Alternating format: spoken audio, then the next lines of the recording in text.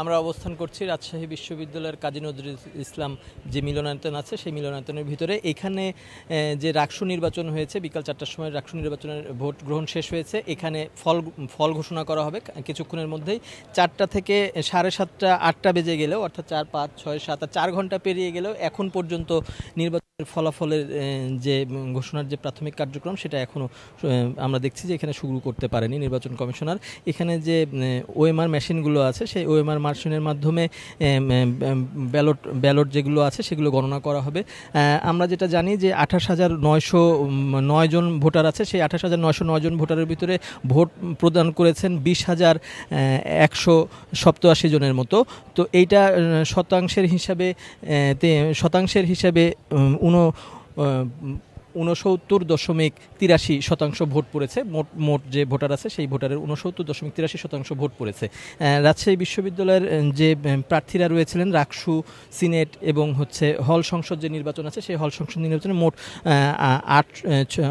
860 জন প্রার্থী ছিলেন। সেই 860 জন প্রার্থী তারা এখান থেকে তাদের ছাত্ররা, শিক্ষার্থীরা তাদের মনোনীত যে একজন ছাত্র প্রতিনিধি সেটা বাছাই করে নেবেন।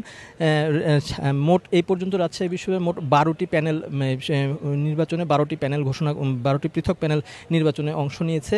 রাজশাহী বিশ্ববিদ্যালয়ের নির্বাচন কমিশনার এবং রাজশাহী বিশ্ববিদ্যালয়ের শিক্ষক উপাচার্য আমাদেরকে যেটা জানিয়েছেন যে নির্বাচন এখন পর্যন্ত সুষ্ঠু এবং সুশৃঙ্খল পরিবেশে অনুষ্ঠিত হয়েছে।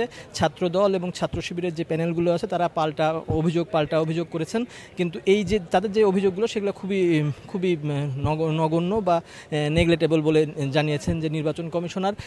এবং এখন পর্যন্ত কোনো বড়সড় চুরির বা ভোট চুরি বা ভোট ডাকাতির এরকম কোনো অভিযোগ এখন পর্যন্ত পাওয়া যায়নি।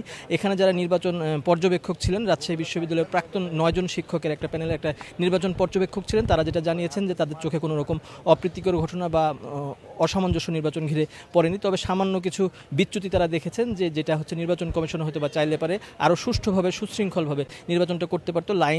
লাইনে দাঁড়ানো ভোটের যে বুথগুলো আছে সেই বুথে লাইনে দাঁড়ানো হয়েছে, সেই জায়গাগুলো যদি প্রশস্ত করা যেত তাহলে আরও হয়তো বা নির্বাচনটা আরও তাড়াতাড়ি সম্পন্ন করা যেত। তো রাজশাহী বিশ্ববিদ্যালয়ের সত্যি এই যে 35 বছর পর যে নির্বাচন হচ্ছে সেই নির্বাচনটা এখন পর্যন্ত শিক্ষার্থী প্রতিনিধি যারা প্রার্থী এবং যারা শিক্ষক কর্মকর্তা আছেন তাদের দাবি যে নির্বাচনটা অনেক সুষ্ঠু সুশৃঙ্খল পরিবেশে অনুষ্ঠিত হয়েছে। তো রাজশাহী বিশ্ববিদ্যালয় রাকসু নির্বাচন নিয়ে এই ছিল আমার কাছে সর্বশেষ তথ্য।